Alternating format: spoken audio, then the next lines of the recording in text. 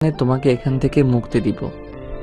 আর যদি না শোনো, সব স্বীকার না করো, তো তোমার কি হাল করব তা ভাবতেই পারবে না তুমি। আবির মেয়েটাকে বলে। মেয়েটা অবাক হয়ে কথাগুলো শুনে বলে, এক্সকিউজ মি স্যার, আমি আমার সজ্ঞানে আপনার সাথে কোনো অন্যায় করিনি। এত বড় মিথ্যা কথা বলেই মেয়েটার গলা টিপে ধরে আবির।